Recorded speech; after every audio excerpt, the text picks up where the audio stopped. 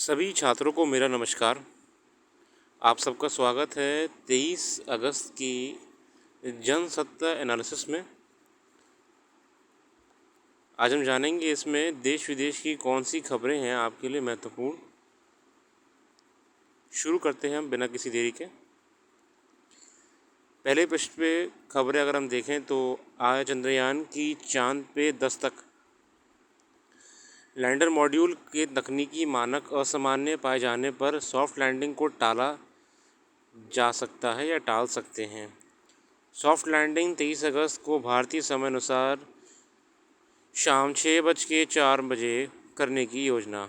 Lander 30 kilometre की ऊंचाई से चंद्रमा की सतह पर उतरने की कोशिश करेगा और उस समय इसकी गति 1.68 किलोमीटर प्रति सेकंड होगी। सॉफ्ट लैंडिंग की महत्वपूर्ण प्रक्रिया को इसरो अधिकारियों सहित कई लोगों ने 17 मिनट का खौफ करार दिया। ऐसे कि हमने पिछले आर्टिकल में लेख में पढ़ा था कि उसमें बताया गया था कि हकीकत में ये लैंडिंग नहीं करता है, ये गिर ही रहा होता है।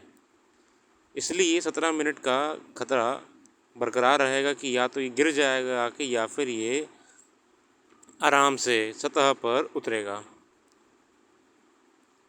चलिए,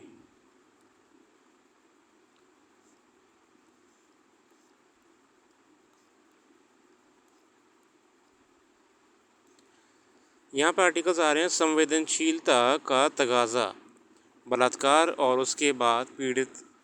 ये अगर आप जानना चाहें कि ये शॉर्ट में बताऊं कौन सा घटना की बात करी जा रही है, ये आपने हमारे पिछली वीडियो में देखा होगा।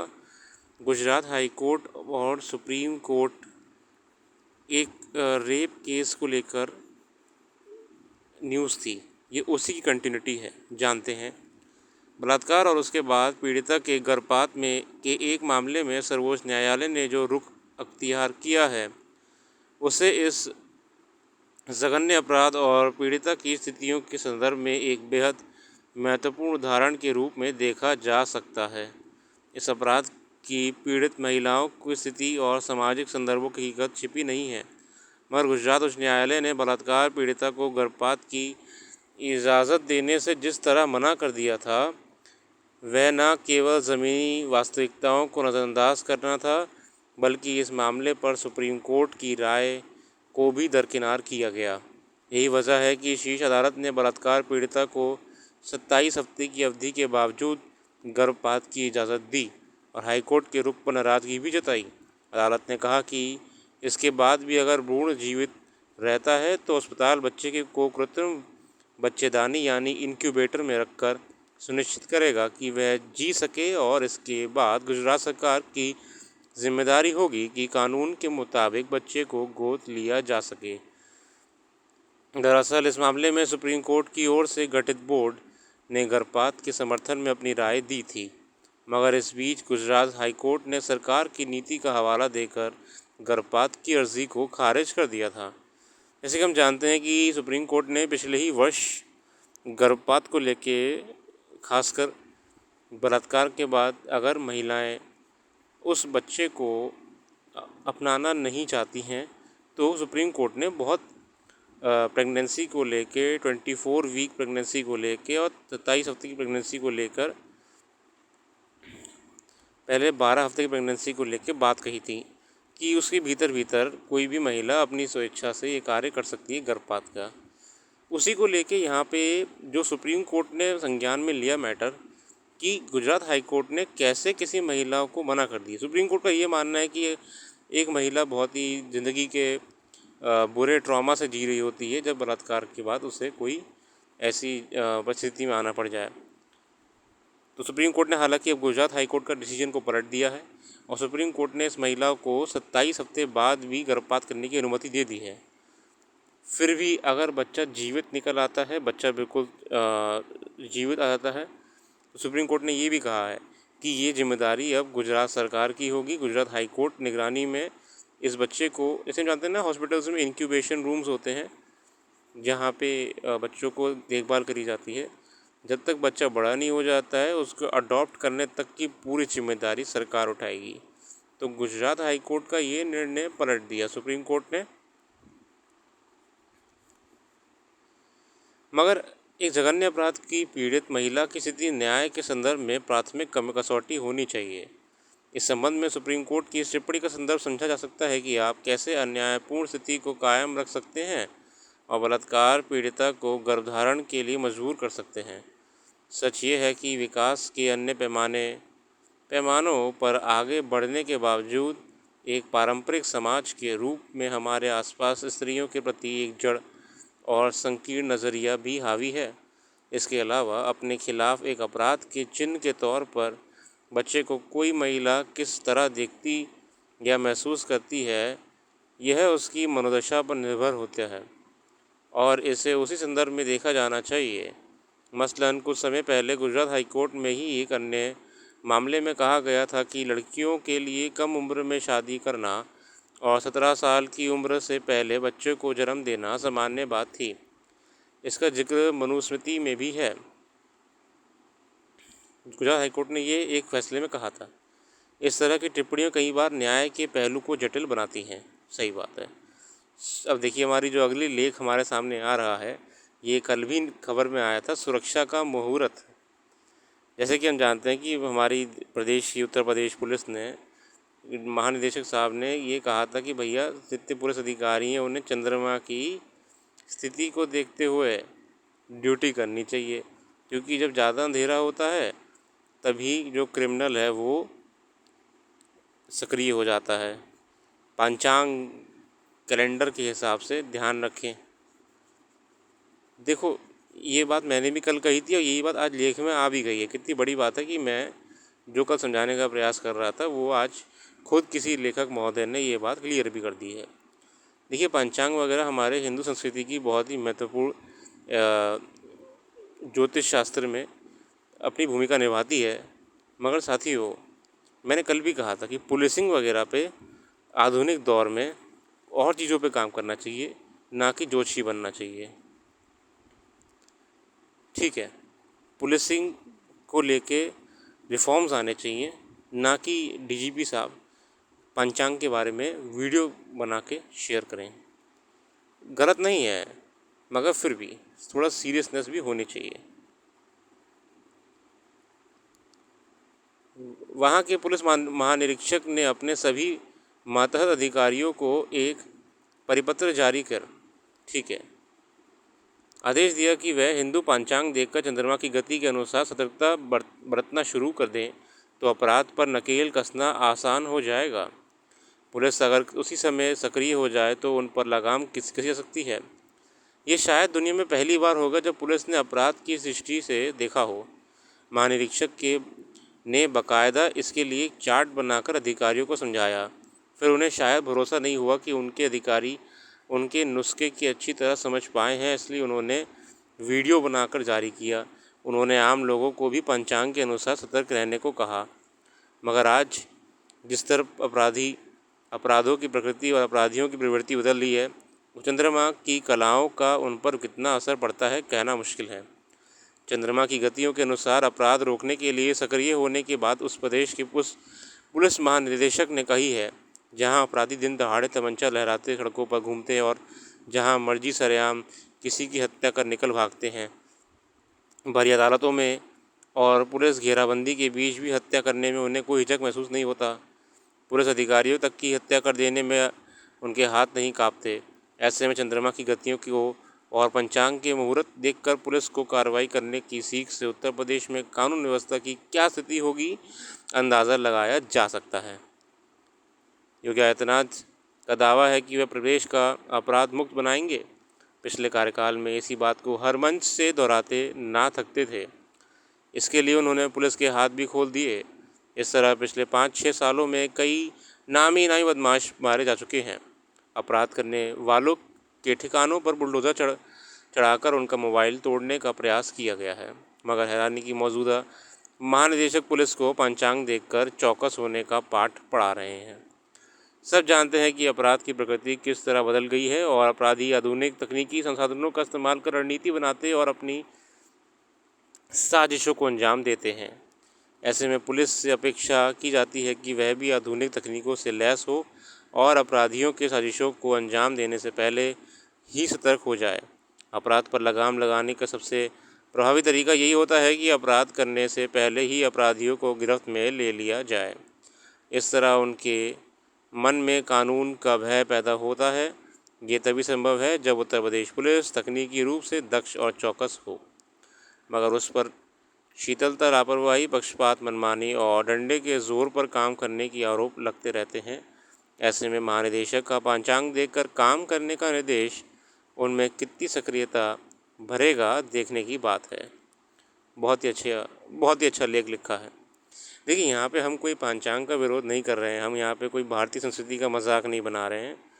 हम बस ये जानना चाहते हैं कि क्या पुलिसिंग को बेहतर करने का और कोई तरीका नहीं है। जागरूकता से संभव जल संरक्षण। भारत में दुनिया के ताज़ा पानी के स्रोत का 4% जल उपलब्ध है, पूरे विश्व का 4%। हालांकि ये देखते हुए कि हमारे यहाँ दुनिया की आबादी का 17.5% हिस्सा रहता है, ताज़े पानी की उपलब्ध मात्रा कम प्रतीत होती है। मगर सच ये है कि प्रकृति सबकी आवश्यकताओं को पूरा कर सकती है, बशर्ते उसके प्रति संवेदनशील रहा जाए। प्रकृति के प्रति संवेदनशीलता रहने का अर्थ ये भी है कि कुछ वह मनुष्य को उपलब्ध कराती है, कृतज्ञ भाव से उसका संरक्षण किया जाए। भारतीय परंपरा में पानी को इसलिए पवित्र माना जाता है कि पानी जीवन से जुड़ी बहुत सारी संभावनाओं को सिंचित है। ऐसे में होना तो ये चाहिए कि जो जो हमारे पास ज्ञान और शोध के माध्यम पड़े, दुनिया पानी के संरक्षण के प्रति अधिक सजग होती। मगर वर्ल्ड रिसोर्सेज इंस्टीट्यूट के एक्वाडक्ट वाटर रिस्क एटलस, अगर आप लोग ये हमने ना इस पर बहुत पहले व्लॉग बना दिया था, एक blog aqueduct world water risk Atlas है ये, वाटर रिस्क एटलस। आप लोग ना हमारी वेबसाइट पे जाके इसको पढ़ सकते हो, लिंक डिस्क्रिप्शन में दे रखा है, आप वेबसाइट पे जाके ये पढ़ सकते हो। टेलीग्राम पर भी हमने शेयर करा हुआ है कि नवीनतम रपट उन लोगों को चौंकाती है जो पानी के प्रति संवेदनशील हैं। इस रपट में कहा गया है कि इस समय दुनिया की 1/4 आबादी वाले 25 देश भीषण जल तनाव का सामना कर रहे हैं। जल तनाव क्या होता है साथियों? तकनीक दृष्टि से जल तनाव ऐसी स्थिति को कहा जाता है जहां पानी की उपलब्ध मात्रा के बराबर ही उसका दोहन हो रहा हो और सूखा या वर्षा के अभाव की ज़रा सी भी स्थिति भीषण संकट पैदा कर सकती है। बहरीन, साइप्रस, कुवैत, लेबनान और ओमान जैसे देश इस सूची में शीर्ष पर हैं। लेकिन चिंता की बात यह है कि 25 देशों की इस सूची में भारत भी 25वें स्थान पर है। यानी गंभीर जल संकट हमारी संभावनाओं को भी कुंठित कर रहा है। ये स्थिति डराती है। जिस देश में जल के अपव्यय को जीवन शैली का एक गंभीर दोष माना गया हो, वास्तुशास्त्र के अनुसार जिस घर में पानी का अपव्यय होता है, उस घर से सुख और समृद्धि विदा हो जाते हैं।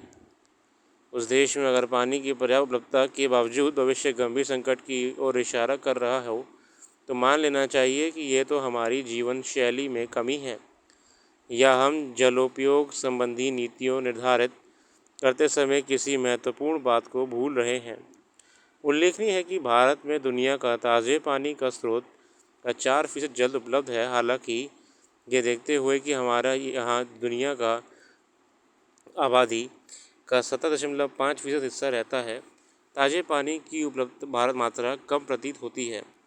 मगर सच ये है कि प्रकृति सबकी आवश्यकताओं को पूरा कर सकती है, बशर्ते उसके प्रति संवेदनशील रहा जाए। मानसून के दिनों में हमारे यहाँ पर्याप्त पानी बरसता है। प्राचीन समय से ही मरुस्थलीय क्षेत्रों में इस वर्षा जल को संग्रहित और संरक्षित करके लोग वर्ष भर के लिए अपनी आवश्यकता के अनुरूप जल एकत्र कर लिया करते हैं। राजस्थान के जैसलमेर में एक तालाब है, गढ़सीसर तालाब। रियासत काल में स्थानीय शासक स्वयं मानसून के पूर्व जनता के साथ इस तालाब की सफाई में श्रमदान करते थे। यह जैसलमेर में एक पवित्र अनुष्ठान माना जाता था। पहली बरसात के समय इस तालाब में स्नान किया जा सकता था। उसके बाद तालाब के पानी को गंदा करना अपराध माना जाता था। राजपूताने के अधिकांश तालाब अपने आसपास के किसी दूसरे तालाब से इस तरह जुड़े रहते थे कि तालाब में अधिक पानी की आवक होने पर अतिरिक्त पानी दूसरे तालाब की ओर चला जाता था। ठीक उसी तरह से ढलान वाले रास्तों पर कुएं, बावड़ी, कुंड, झील, डिग्गी जैसे जल स्रोत बनवाकर उनमें वर्षा जल संग्रहित कर लिया जाता था। देखना वाटर कंजर्वेशन राजस्थान में कितना राजपूताना के समय से बढ़ा था। हम ये भी जानते हैं कैसे बीकानेर के शासक, जोधपुर के शासक, जैसलमेर के शासकों ने राजस्थान में बहुत से तालाब और बावड़ियाँ बनवाई थीं। प्राचीन काल में कुएं, बावड़ी और कुंड बनवाए पुण्य का काम माना जाता था। समस्त प्राचीन जल स्रोतों की तरह इनमें जमा पानी ज़मीन के अंदर रिस कर भूजल का स्तर भी समृद्ध करता था। अब बदलती हुई जीवन शैली और नगर नियोजन की बदली हुई प्राथमिकताओं ने अधिकांश प्राचीन कुओं, बावड़ियों, झीलों, तालाबों, कुंडों की उपेक्षा एक गर्त में धकेल दिया है और नलकूप के माध्यम से भूजल को जी भर कर बाहर उलीचा जा रहा है। राजस्थान का कोटा शहर सदा सलील कही जाने वाली चंबल नदी के किनारे बसा है, और लेकिन इसी शहर की कई बस्तियों में भूजल का स्तर खतरनाक स्थिति तक औसतन हर 4 में से 1 नगर निकाय में पानी की कमी है। संयुक्त राष्ट्र की एक रिपोर्ट में भी कहा गया है कि 2030 तक वैश्विक स्तर पर पीने के पानी की मांग आपूर्ति से 40% अधिक हो जाएगी। जब आपूर्ति से अधिक मांग होगी तो वह स्थिति अराजकता का कारण बन सकती है। एक रिपोर्ट में कहा गया है कि सन 2030 तक दुनिया के 11 बड़े शहर गहरे जल संकट का सामना करेंगे। इन शहरों में Sao paulo, Beijing, Cairo, Moscow, Jakarta, London, Tokyo और मायामी के साथ बेंगलुरु शहर का नाम भी है। यानी भारत के बड़े शहर भी कुछ सालों बाद जल संकट की परिस्थितियों का सामना करने की राह पर हैं। ऐसा नहीं है कि विभिन्न शोधों और द्वारा प्रस्तुत जल संकट की आशंका एक भयावह सपना ही है। प्रकृति अपने नाराज़गी कभी विस्फोटक स्थिति में अभिव्यक्त नहीं करती। याद करें कि सन 2014 में ब्राज़ील के साओ paulo और ऑस्ट्रेलिया के पर्थ में किसी तरह जल संकट गहराया था। 2018 में दक्षिण अफ्रीका के केप टाउन शहर में तो सूखे की वजह से पानी की राशनिंग कर दी गई थी। प्रति व्यक्ति प्रतिदिन 50 लीटर पानी ही मिल पाता था। सन 19 में भारत के चेन्नई शहर में भी पानी का संकट गहराया। 2020 में ईरान में अपूर्व सूखे और बारिश की कमी के कारण नदियां सूख गई थीं। कुछ साल पहले शिमला जैसे शहर में पानी की किल्लत के कारण स्थानीय लोग ने अपने घरों को बाहर ऐसे बोर्ड लगाए दिए थे जिनमें पर्यटकों को आग्रह किया था कि वह कुछ दिनों के लिए शहर में ना आएं। उस समय पानी की टंकी खोलने वाले कर्मचारी को पुलिस सुरक्षा में जाना पड़ता था, क्योंकि लोगों ने पानी की लूटमार के लिए ऐसे कर्मचारियों से चाबी छीनने की कोशिश की थी। पानी की कमी के कारण पैदा हुई स्थितियों उग्र व्यवहार को जन्म दे सकती हैं। बदलते समय की तलाश, ये मैं इसको जूम कर देता हूँ, आप पढ़ लीजिएगा, ये इतना महत्वपूर्ण नहीं है।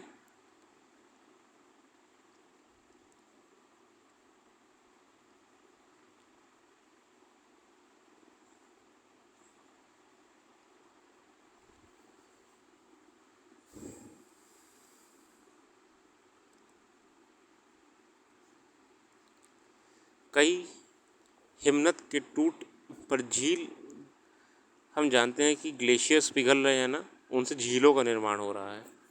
उत्तराखंड में इस बार जिस तरह से भारी बारिश ने तबाही मचाई और पिछले कई सालों के मुकाबले इस बार रिकॉर्ड तोड़ बारिश हुई है, उससे पर्यावरण की गहन जानकारी रखने वाले पर्यावरणविद अनुमान लगा रहे हैं कि सर्दियों के मौसम में इस साल पहाड़ों में ज़बरदस्त बर्फबारी होगी और उससे उच्च हिमालय क्षेत्र में कई हिमनद बर्फ़ की चादरों से और अधिक ढक जाएंगे। वाडी इंस्टीट्यूट ऑफ हिमालयन जियोलॉजी के वैज्ञानिकों के अनुसार उत्तराखंड के गढ़वाल क्षेत्र में उत्तरकाशी जिले के स्थित यमुनोत्री, गंगोत्री, डोकरयानी, बंदरपूछ हिमनद के अलावा चमोली जिले में द्रोणागिरी, हिपवार्मक, बद्रीनाथ, सतोपंथ और भागीरथ हिमनद मौजूद हैं। पर्यावरण विशेषज्ञों के अनुसार उत्तराखंड का हिमालय का क्षेत्र अन्य पर्वतमालाओं की तुलना में कहीं तेज़ी से गर्म हो रहा है। इस तापमान में वृद्धि का कारण प्रमुख रूप से उत्तराखंड में पर्वतीय क्षेत्रों में बढ़ती आबादी का दबाव, सड़कों के जाल बिछाने के नाम पर पेड़ों और पहाड़ों का कटान, विकास के नाम पर कंक्रीट का निर्माण है।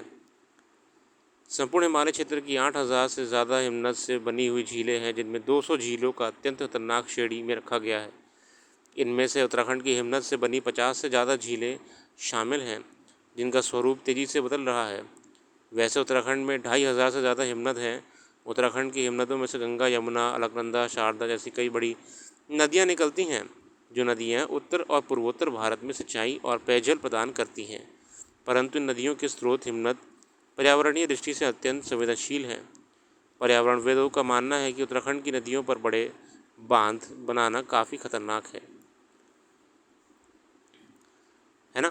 गुरुकुल कांगड़ी विश्वविद्यालय के पर्यावरण विज्ञान विभाग के पूर्व प्रोफेसर BD जोशी का कहना है कि 2013 को केदारनाथ आपदा के बाद से वैज्ञानिक लगातार हिमालय पर शोध कार्य कर रहे हैं और इसमें पाया गया है कि उत्तराखंड में हिमनद से बनने वाले झीलों अत्यंत खतरनाक हैं। और 2013 को केदारनाथ आपदा इसका सबसे बड़ा उदाहरण है कि किस तरह से एक झील के फट जाने से उत्तराखंड की बाहरी तबाही मच जाती है।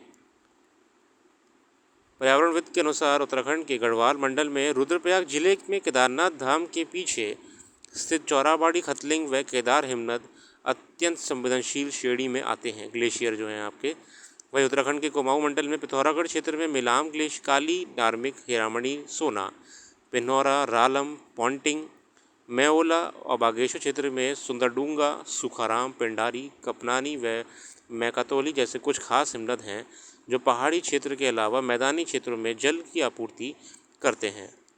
वहीं पर्यावरण विभाग के अनुसार गंगोत्री हिमनद लगातार हर साल 22 मीटर पीछे खिसक रहा है। उत्तराखंड का प्रमुख गंगोत्री हिमनद 4 हिमनदों रतनवन, चतुरंगी, स्वच्छानंद और कैलाश से मिलकर बना है। गंगोत्री हिमनद 30 किलोमीटर लंबा और 2 किलोमीटर चौड़ा है। उत्तराखंड में गंगोत्री के बाद सबसे बड़ा दूसरा पिंडारी हिमनद है, जो 30 किलोमीटर लंबा और 400 चौड़ा है। देखा ना, अपन गंगोत्री ग्लेशियर के बाद आपका पिंडारी ग्लेशियर। ये हिमनद त्रिशूल, नंदा देवी और नंदकोट पर्वतों के बीच में है। पर्यावरण बदलाव के कारण हर साल ये हिमनद कई मीटर तक पीछे खिसक रहे हैं। देखो, हिमनद जब पीछे खिसक रहे से मतलब क्या है कि बर्फ़ पिघल रही है तो हिमनद छोटा हो रहा है, और बर्फ़ पिघल रही है तो बर्फ़ का पानी कहाँ जा रहा है, वो झीलें बना रहा है। अगर आप इस चित्र में देखने का प्रयास करो, ये पानी कहाँ से आया, ये यही ग्लेशियर हैं। ये पहले आगे तक थे, तभी आपको यहाँ देखो, ये आपको वाइट वाइट दिख रहा है, ये पहले पूरा था। ये खिसक खिसक के पीछे जा रहे हैं, और ये जहाँ पे पानी छोड़ के जा रहे हैं वो ग्लेशियर बन रहा है, आपका नदी बन रही है, तालाब बन रहा है। एक तरीके से देखा जाए तो झीलों का निर्माण इसलिए ज़्यादा हो रहा है। इसके अलावा आप देख लीजिएगा, राष्ट्रीय राजमार्गों पर आवश्यक सेवाओं को खुश नहीं आम लोग। ये वाला देखिए आप, टोल रोड के आसपास की सेवाओं को लेकर कैग रिपोर्ट में खुलासा। राष्ट्रीय राजमार्ग सेवाओं को आकलन के लिए हुई थी रायशुमारी। 42% से अधिक लोगों का मानना है अभी भी है दुर्घटना संभावित क्षेत्र। कैग ने बेसिकली रिसेंटली रिपोर्ट करी थी। राजमार्ग रखरखाव और सेवाओं को लेकर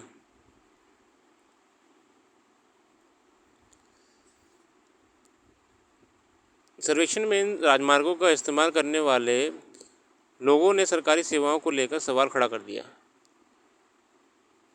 तय प्रावधानों के तहत इन राजमार्गों पर राष्ट्रीय राजमार्ग, NHAI और संबंधित एजेंसियों को इन मार्ग के किनारे ट्रक लेन, विश्राम क्षेत्र, रेस्तरां, लाइट, खानपान से संबंधित दुकानों, शौचालय, हरित क्षेत्र समेत अन्य सेवाओं को विकसित करना होता है। रिपोर्ट में बताया गया है कि कैग ने चयनित 41 टोल प्लाजा के 37 राष्ट्रीय राजमार्गों पर सेवाओं की समीक्षा की है। ये पायलट प्रोजेक्ट दक्षिण भारत से जुड़े राज्यों में किए गए। इस जांच के लिए कैग व अन्य स्वतंत्र एजेंसियों के माध्यम से इन मार्गों का उपयोग करने वाले लोगों से एक प्रश्नावली भरवाई गई। इस प्रश्नावली में कुल मतलब सोचिए 597 कंज्यूमर्स। रिपोर्ट में 42.36% सड़क उपयोगकर्ताओं ने कहा कि राष्ट्रीय राजमार्ग पर दुर्घटना संभावित क्षेत्र, जो ब्लैक स्पॉट होते हैं, मौजूद हैं, जबकि 38.09% उपयोगकर्ताओं ने बताया कि राजमार्ग पर मध्य पट्टी का डिवाइडर और राजमार्ग के किनारों पर पौधों और हरियाली की अच्छी तरह से सुरक्षित नहीं किया गया है। ठीक है, तो ये रियलिटी है कि अभी भी हाईवेज़ वगैरह आपके अच्छे से हमारे मेंटेन नहीं चल रहे हैं। तो सरकार को कार्य करना चाहिए चीज़ों को लेकर भी। थाईलैंड के पूर्व प्रधानमंत्री शिनवत्रा को मिली 8 साल की कैद।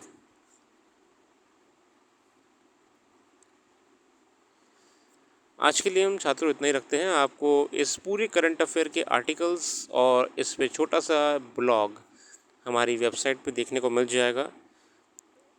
अपना कीमती समय देने के लिए बहुत बहुत धन्यवाद।